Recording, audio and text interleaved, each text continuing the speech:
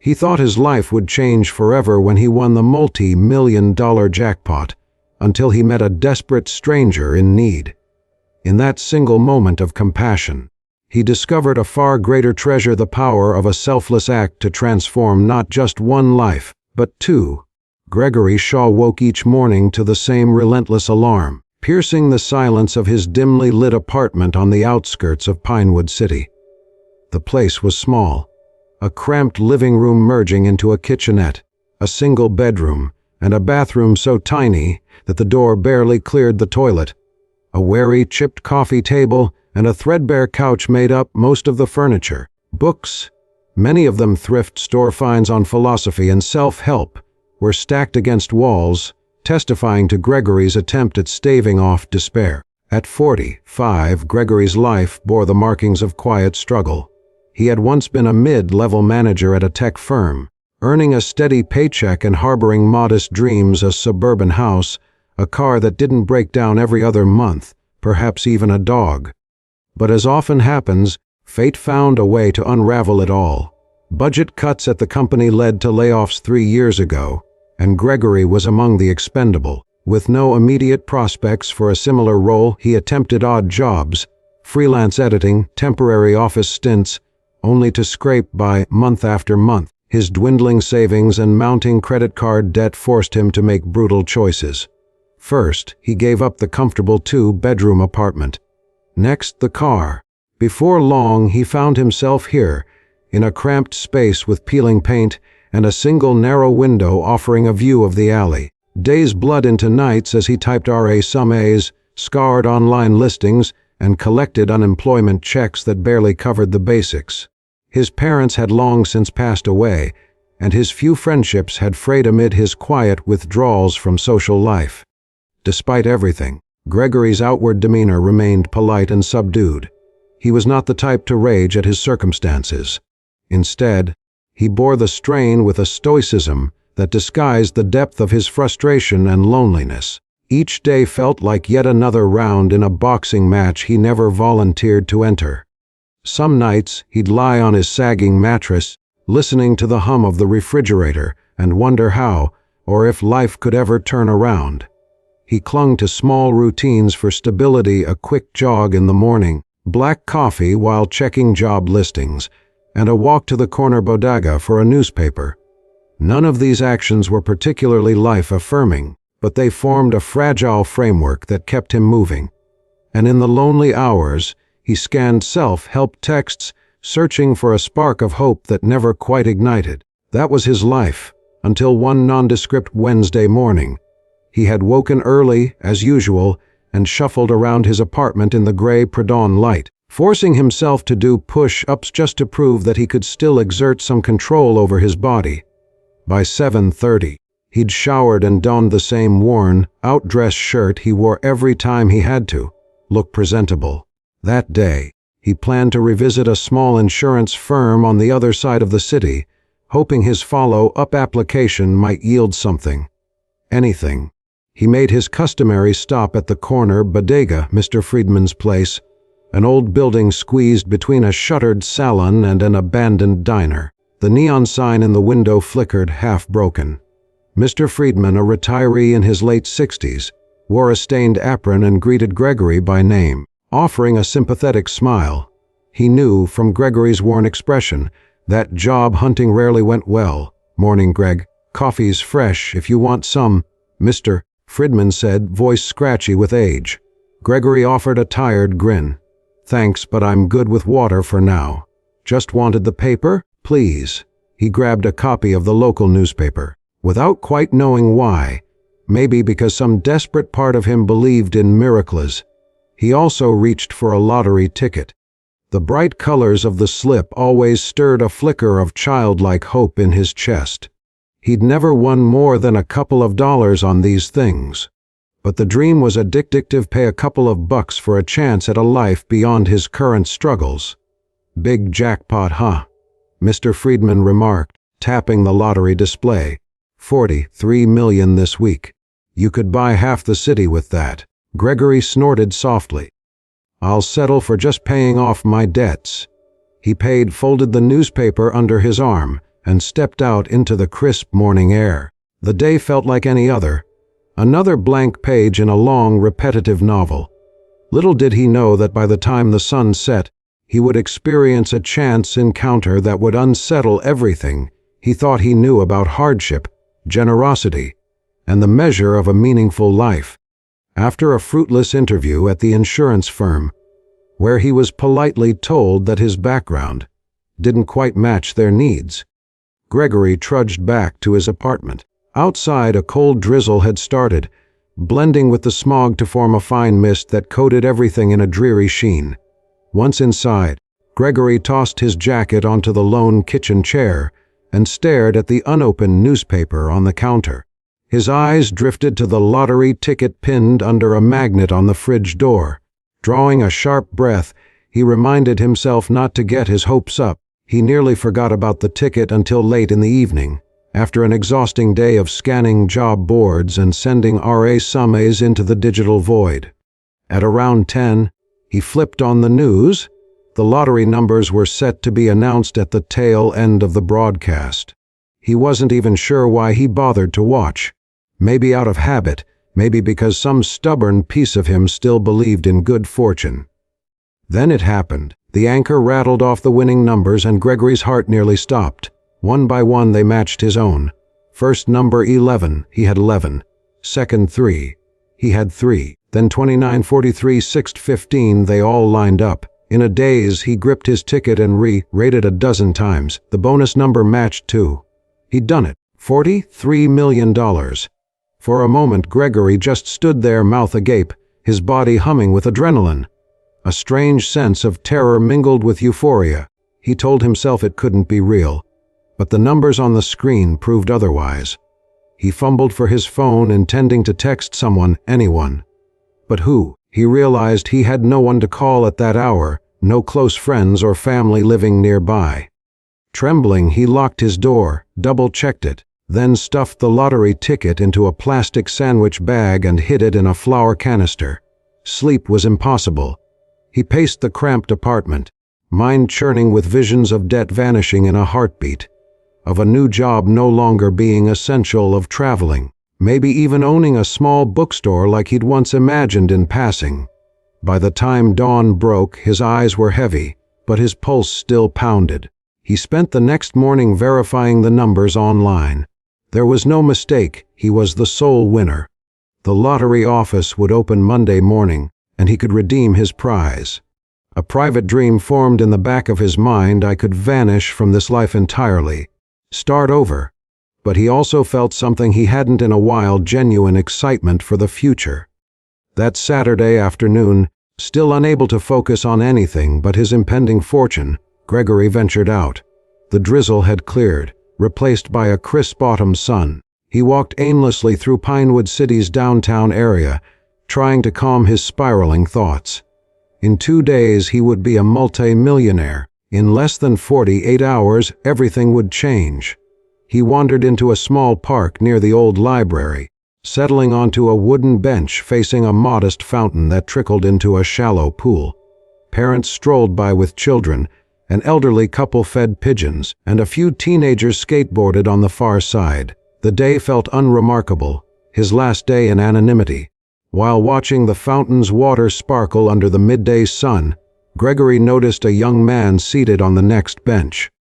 Probably in his late 20s, the man had olive-toned skin, a worn gray hoodie, and a tangle of dark hair that fell over his forehead. His posture was slumped, shoulders shaking slightly, as if he was weeping or struggling to breathe. Concerned, Gregory stole glances, unsure whether to intervene or mind his own business. Finally, a surge of empathy prompted him to get up and approach. "Hey," Gregory said gently, holding his breath. "Are you all right? Do you need any help?"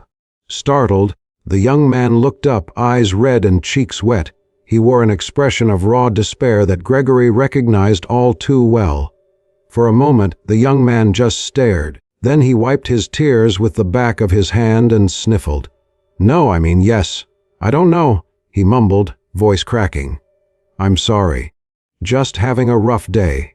Gregory sat on the bench, leaving a bit of distance between them. "I've had rough days myself," He offered quietly. "You don't have to explain, but if you want someone to listen, I'm here." The young man exhaled shakily. "I can't believe I'm doing this, but yeah, I'd appreciate just talking, I guess. My name's Matteo." Gregory introduced himself. They sat there for a moment, the fountain's gentle gurgling providing a soothing backdrop. Eventually, Matteo began to speak in halting sentences, as though each word carried a burden. He had come to Pinewood City to pursue a music career, working night shifts at a diner to pay rent. But after a few months, gigs dried up, and he fell behind on bills. His roommate moved out unexpectedly, leaving him to cover expenses he couldn't handle. As the debt piled up, so did the stress.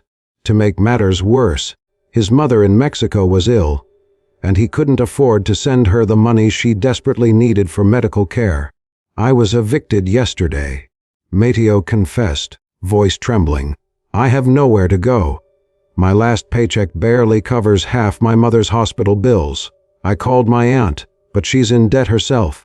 I'm just lost, completely lost." Gregory felt the sting of empathy. He recalled the day he'd lost his own job and the subsequent humiliations of bills, eviction, and the creeping sense of failure. "But I have a winning lottery ticket now," he thought, a surge of guilt washing over him. Here was a man on the edge of despair, while Gregory was on the brink of unimaginable wealth. A wave of confusion crashed inside him. "I can't just hand over my ticket. This is my chance at a new life." Yet he couldn't ignore the impulse to help. He pulled out his wallet. There was only about $40 inside, hardly enough to make a dent in Matteo's problems. Still, he pressed the bills into Matteo's trembling hand. "It's not much," Gregory said gently, "but maybe it'll help a little.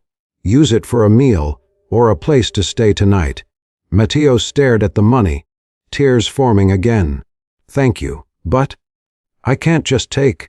"Please," Gregory insisted. "I know how it feels to be on the verge of losing everything. Sometimes just a small kindness can make a difference."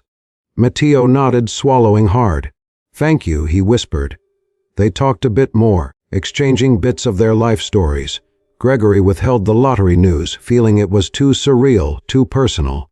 Besides, announcing that he'd just won millions would almost sound like a cruel joke. After an hour or so, Matteo stood, thanked Gregory again, and walked off to find a cheap motel room for the night, or maybe a hostel. Gregory wasn't sure, but he hoped the small gesture helped. Left alone on the bench, Gregory felt a swirl of conflicting emotions: pity, guilt, relief at his own fate, and a nagging sense of unease. He reminded himself that after Monday, he'd be financially set, free to do whatever he wanted. Yet the image of Matteo's tear-streaked face lingered. He wondered if wealth would really solve all his problems, or if some intangible yearning still remained, something money alone couldn't fix. On Sunday, Gregory stashed the lottery ticket deep in his jacket pocket and ventured out again.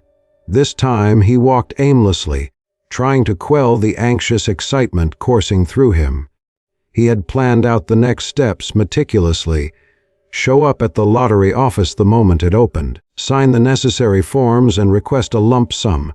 Immediately afterward, he'd pay off every debt, buy a reliable car, and possibly move somewhere tranquil, far from this cramped apartment. But a ghost of doubt shadowed him. He found himself returning to the park where he'd met Matteo, half hoping, half fearing he'd run into the young man again. He needed reassurance that the world could be fair, that everything didn't rest on his shoulders. Instead, he found the benches empty. The fountain sprayed arcs of water into the air, glinting in the afternoon sun. Fallen leaves skittered across the pavement, swirling around the empty bench. He sat for a few minutes, mind drifting to regrets and future dreams. Suddenly, his phone buzzed. It was a message from a number he didn't recognize. "Thank you again. Your kindness meant more than you know. Matteo." Gregory exhaled, relief flooding him. At least Matteo was safe, maybe in a motel or staying with a friend. He typed back, "No need to thank me. Take care of yourself." He slipped the phone into his pocket and gazed at the fountain. $43 million, he thought, savoring the magnitude of it. Then, Unbidden, a memory surfaced years ago. He and his fiancée, Nora, whom he'd drifted apart from long before losing his job, had once dreamed of traveling to Italy, sipping espresso in Tuscan villages. That future had crumbled. Now, with this fortune, he could revive any dream he wanted. But what did he really want? By the time he left the park, a restless ache had taken hold in his chest, as though something essential was eluding him. Monday dawned cold and overcast, a pall of gray clouds hugging the city skyline. Gregory hardly slept the night before. At 8 on the dot, he arrived at the Lottery Commission's drab office building, a nondescript structure of concrete and tinted windows. A security guard checked his ID and ushered him into a waiting area with tacky chairs and outdated posters. 2 other lottery claimants sat nearby, holding smaller winning tickets. They fidgeted with the same jittery anticipation Gregory felt. Eventually, a representative with an official-looking clipboard called Gregory's name. His heart hammered as he followed her into a private cubicle. She introduced herself as Emmons. Lawson asked for his ticket ID and filled out a series of forms. The process felt surreal. Each signature took him deeper into an alternate reality where money was no longer an obstacle. So, Ms. Lawson concluded, adjusting her glasses, the final verified total is $43.2 million. We can arrange a lump sum or annual payments. We advise you to consult a financial planner, but we'll proceed with whichever option you choose today. Gregory's throat felt dry. I'll take the lump sum, he said. Ms. Lawson nodded, tapping on her computer. After taxes and fees, that's about $29 million to you. A wave of vertigo swept over him. $29 million. More money than he'd see in 100 lifetimes. He tried to steady his breathing. All done, Ms. Lawson said brightly, handing him a thick envelope. There's a temporary check inside for $10,000 to hold you over until the bank processes the full amount. Should be a week or 2. Congratulations, Mr. Shaw. Her smile looked practiced, but Gregory could see a flicker of genuine happiness for him. He nodded, thanked her, and walked out of the building as though in a trance. Outside, the sun had broken through the clouds, illuminating the busy street. People bustled around. Workers on lunch breaks, students hurrying to class, vendors hawking snacks. The city felt abruptly different, as though every noise and color was amplified. Gregory hailed a taxi, an extravagance he never would have considered before, and sank into the back seat, head spinning. Clutching the envelope, he asked the driver to take him to his bank. On the way, his mind raced. I can do anything, go anywhere, pay off everything. Yet like a stubborn shadow, an image flickered in his mind, Matteo's tearful face. He doesn't even know I've won. He's out there struggling to keep his mother alive, to keep a roof over his head. Gregory felt the envelope in his hands, the potential it represented. The taxi reached the bank and Gregory forced the thoughts aside, stepping out into the midday hustle. Inside, he sat with a banker, Mr. Campbell, who had known him for years. The man's eyes widened when Gregory explained he'd just come into a considerable sum, handing over the $10,000 check to deposit, while the rest would be wired soon.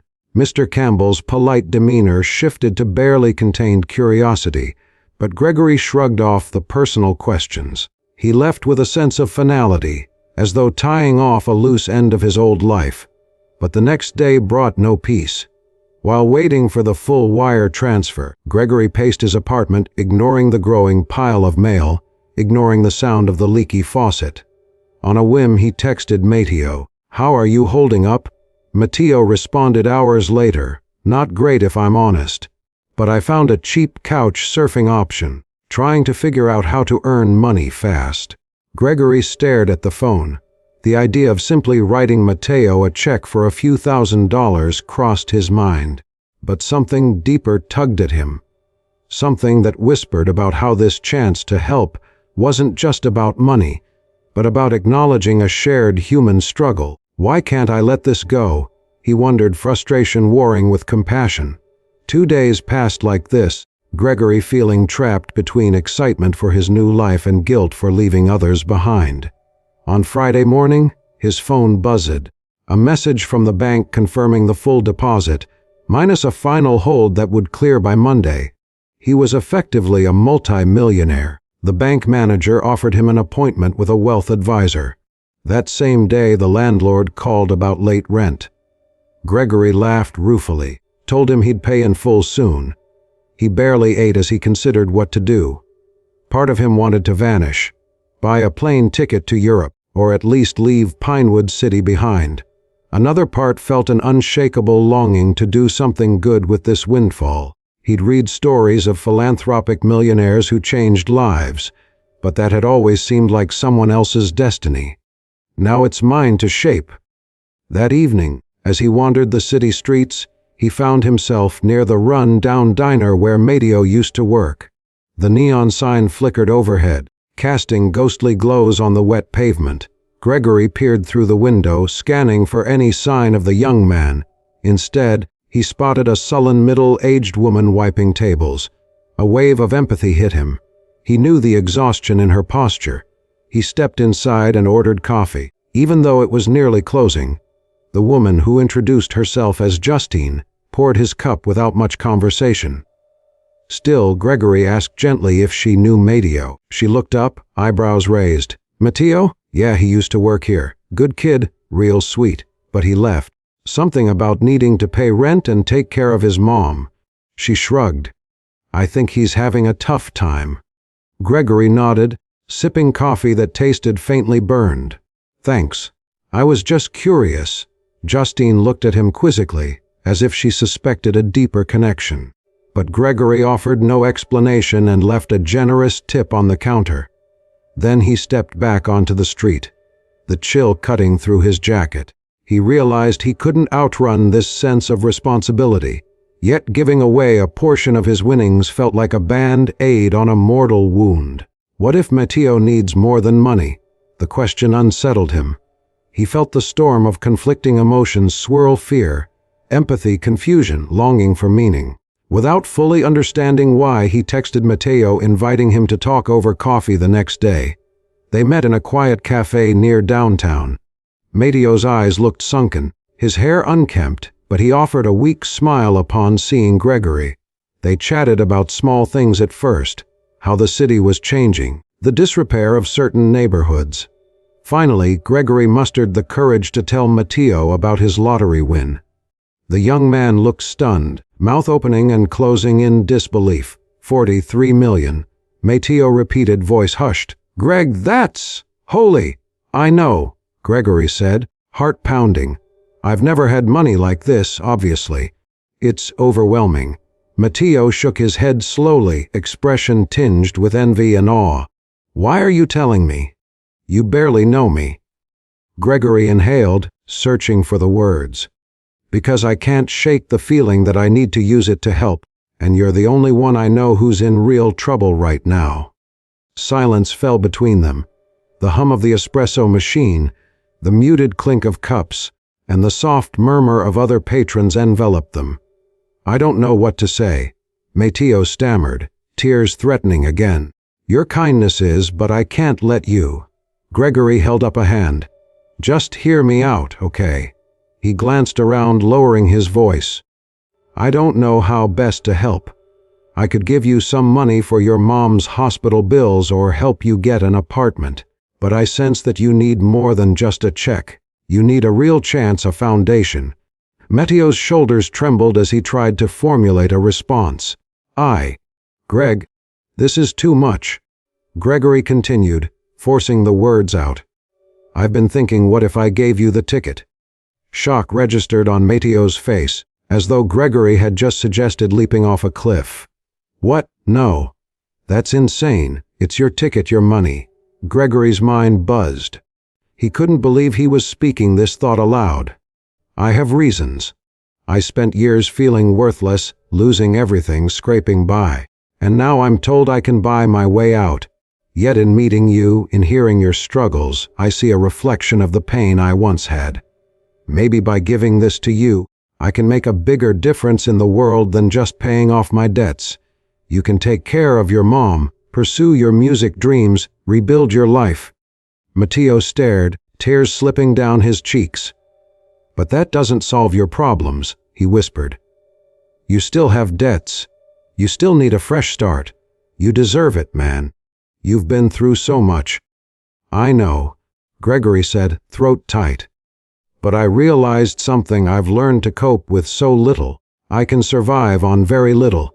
You, on the other hand, have so much potential, a chance for a long life ahead of you, dreams that could impact many people. Maybe I want to do this because it's the kind of change that ripples outward." Matteo's hands shook. I don't even know how to respond." A tear slipped down Gregory's cheek. He pressed a palm to his forehead, trembling with the enormity of it all. "I'm not sure if I'm ready to go through with this. It's not that I don't want a better life for myself, but I'm missing something intangible. Call it a sense of purpose or meaning. The money alone won't fill that gap. But helping you, I don't know. It feels important." Matteo reached across the table, gently clasping Gregory's hand. "Please, think carefully," he pleaded. I can't accept that kind of responsibility. A portion, sure, but not all of it. That's your ticket. You bought it in the midst of your own hardships." Gregory sighed, the cafe seeming to close in around him. He didn't have an immediate answer, nor did he know if giving away the entire fortune was truly wise. Yet the idea had planted itself, refusing to let go. With a trembling nod, he said, "Let's meet again tomorrow. Let me think everything through. I'll have a decision then." They parted ways, both men visibly shaken. That night Gregory lay in bed, eyes open, tears dampening his pillow. He struggled with the knowledge that yes, a smaller donation might help Matteo, but might not transform his life. Then again, giving away everything would leave Gregory where he started, desperate, alone, scraping by. Is that wise? Or is it the ultimate gesture of faith in humanity, in hope? Sleep offered no answers, only fitful dreams and an aching chest. Morning arrived, gray and foggy. Gregory hadn't bothered with breakfast. He felt hollow, as though the decision looming over him would define the rest of his existence. He texted Matteo to meet him in the same park, where they'd first encountered each other. Maybe the open air would help him think. They met near the fountain, the water shimmering under a pale autumn light. A few pigeons fluttered by, searching for crumbs. Matteo clutched a worn backpack, looking anxious, uncertain. Gregory's heart hammered in his chest. He forced himself to speak, voice wavering. "I made a choice?" Matteo held his breath. "I can't give you all the money," Gregory said, words tumbling out. "But I can give you half. 21 million, or whatever after taxes."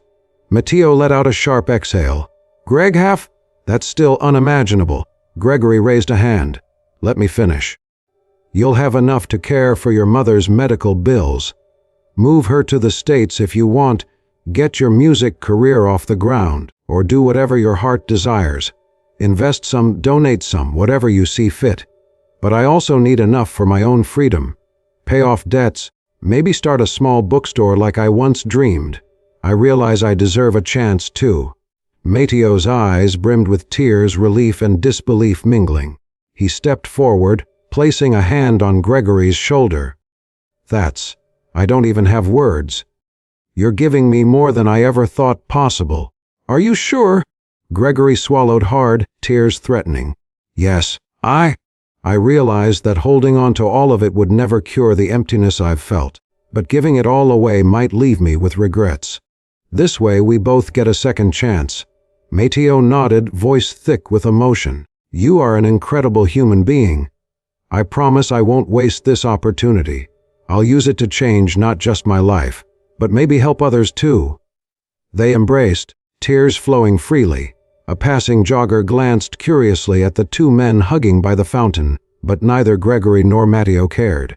For a moment, the world around them faded, and all that remained was a profound sense of connection, an unspoken bond forged by compassion and mutual respect. The legalities took a few days to sort out, but with the help of a lawyer and the lottery commission, Gregory arranged for a formal transfer of half his winnings to Matteo. Paperwork flew back and forth, and the media tried to catch wind of a story that seemed too good to be true. Gregory, wary of attention, refused interviews and asked the lottery office to keep his identity private, as allowed by state law. By mid-November, the funds were distributed. Gregory used his portion to settle every debt. He wrote a letter to his old landlord, including a bank check for back rent plus an extra month's worth. Then he canceled his lease altogether. With no more obligations tethering him to that dingy apartment, he felt lighter than he'd ever felt. He wasn't living in luxury, but he had enough capital to start fresh. Meanwhile, Matteo's life transformed in an instant. He wired money to the hospital caring for his mother, arranged for better treatment, and began the paperwork to bring her to the U.S. if her condition improved. He also rented a modest studio where he could practice guitar without disturbing neighbors. In a phone call to Gregory one evening, he choked up, explaining how doctors believed his mother would make a full recovery, thanks to the quality of care they could now afford. During that call, Gregory sat on the floor of his old apartment, boxes half packed around him. He listened to Matteo's tears of joy, felt his own eyes well up, and understood for the first time what it meant to find meaning in giving. He said quietly, "I'm proud of you, Matteo. Keep going. You've got a life to build." A few weeks later, on a crisp December morning, Gregory slipped the last box into a rented truck. He had found a small property upstate, nestled near a picturesque town along a winding river, perfect for the bookstore he'd dreamed of.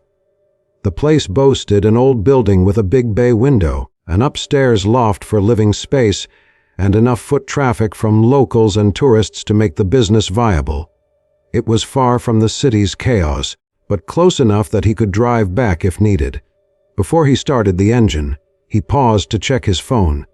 A text from Matteo popped up. "She's responding well to treatment. One day at a time. Thank you for changing my life." Gregory smiled, typed back, "You changed mine too." He drove away, the city skyline shrinking in his rearview mirror, replaced by rolling hills and tall trees dusted with snow. A quiet excitement gripped him.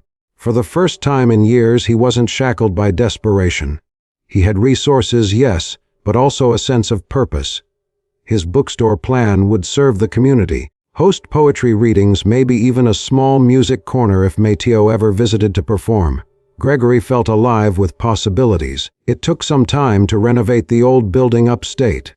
Gregory hired local contractors, who marveled that he paid them fairly and on time. He chose the name Riverbend Books and Brew, envisioning a small cafe inside where patrons could sip hot drinks as they browsed. When he shared the idea with Matteo one evening, chatting on the phone as Matteo strummed a few chords in the background, the younger man joked he might record his first album in that cozy spot. In early spring, the bookstore opened. The local community greeted it warmly, curious about the newcomer who moved into their peaceful town. Gregory, usually shy, discovered a knack for friendly conversation, recommending titles or offering a free cup of tea to hesitant browsers. He loved seeing the delight on customers' faces when they found a book that stirred their passions. Matteo visited in late April, once his mother was stable enough to travel. She arrived wrapped in a thick coat, smiling timidly at Gregory, who greeted her with a gentle hug. Though her English was limited, she expressed heartfelt gratitude for saving her life and giving Matteo a chance. Later that night, the three of them sat in the bookstore after closing, candles flickering, the soft strum of Matteo's guitar floating in the air. Gregory felt a warmth that had nothing to do with money or possessions, an echo of belonging he hadn't known he craved. They made plans for the future, how Matteo would invest in building a small music studio, perhaps collaborate with local charities.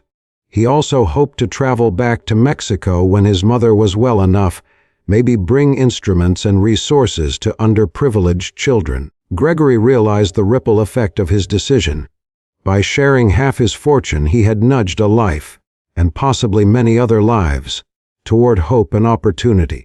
That realization filled him with a sense of completeness that overshadowed any second thoughts about what he had given up. The next day, as Matteo prepared to head back to the city for his mother's next round of checkups, He lingered at the bookstore's entrance. Sunlight streamed through the glass door, lighting the dust motes in the air. He turned to Gregory, a wide grin brightening his features. "You know, Greg," he said, "most people say money changes everything, but it's not just the money. It's the kindness that did. You've shown me people can still choose to do good, even when they have every reason to turn away." Gregory's chest tightened, moved by the depth of Mateo's gratitude. He shrugged lightly, fighting tears. "I did it because something in me knew it was the right choice, and I'm happy. Really happy." They shared a tight hug, stepping out into the mild spring air. Birds chirped, the river rolled by, and from somewhere down the street, the hum of small town life mingled with the sweet scent of budding flowers. Watching Mateo and his mother drive off, Gregory felt the corners of his lips turn upward, tears glistening in his eyes. As the weeks and months passed, Riverbend Books and Brew became a fixture in the town. Regulars stopped by to chat with Gregory, who now wore a comfortable sweater rather than the stiff-colored shirts of his old life. He stocked a small selection of CDs from local musicians, along with some of Mateo's early tracks, gentle guitar instrumentals that wafted through the store's speakers. Customers would sometimes ask about Gregory's background, curious how he'd ended up here. He would deflect with a kind smile and vague mentions of moving from the city for a change of pace. He never boasted about the lottery. He rarely even thought of it, except when receiving occasional updates from his accountant or short notes from Mateo detailing how new doors kept opening. Gregory lived modestly, content with a simpler existence that gave him fulfillment every day. One bright afternoon, a middle-aged couple wandered into the bookstore. They appeared slightly frazzled, carrying a map and asking for directions. Gregory recognized their anxious expressions, something akin to being on the brink of exhaustion or desperation. He guided them to the travel section, pointing out local attractions that might lift their spirits. They chatted for a few minutes, and Gregory offered them free coffee on the house. As they settled into chairs by the window, sipping the warm brew, he noticed how their tense shoulders gradually relaxed. In that moment, Gregory remembered how, not long ago, he was the one scouring for hope in a lonely city apartment. He recalled the day he'd met Mateo, the tears in the young man's eyes. So much had changed since then. The memory filled him with quiet awe, how a single lottery ticket had become a catalyst for not one, but two new beginnings. That night, after locking up, Gregory stepped outside to admire the moonlit river. The water's surface gleamed with silver ripples, and a gentle breeze carried the smell of damp earth and blossoming plants. He inhaled deeply, remembering the countless times he'd dreamed of an impossible rescue from his struggles. He had found it in winning the lottery, yes, but more importantly, in choosing to share that rescue with another soul in need. He closed his eyes, letting the night's stillness wash over him. In the hush of the moment, he felt a profound peace, as if the world had sighed in gratitude for an act of compassion. He sent a silent wish into the heavens, that Mateo's music would fill many hearts, that the couple he met today would find solace, that every person trudging through life's hardships might one day encounter a small miracle or a kind stranger willing to share. When he opened his eyes, the moonlight glimmered on the river, and he whispered to himself, "Thank you." Whether it was directed to fate, to the universe, or to the simple miracle of human connection, he couldn't say. He only knew that, by giving away part of his fortune, he'd found a treasure far greater than money, the profound joy of giving and the unbreakable bond formed between two unlikely friends. He turned back toward the bookstore. The sign swayed gently in the breeze, Riverbend Books and Brew. Beneath it, a small tagline he'd added after all was said and done, "Where stories and kindness meet." With a final glance at the moonlit sky, Gregory stepped inside, locking the door behind him. He left the night to cradle the secrets of his remarkable journey, how a lonely man, set adrift by life's hardships, had discovered a deeper purpose through one extraordinary act of shared hope. In the end, wealth can open doors, but it's compassion and shared humanity that fill our lives with meaning. A single act of generosity, be it large or small, can transform not just one life but two, forging connections that remind us we are never truly alone when we choose to care for each other.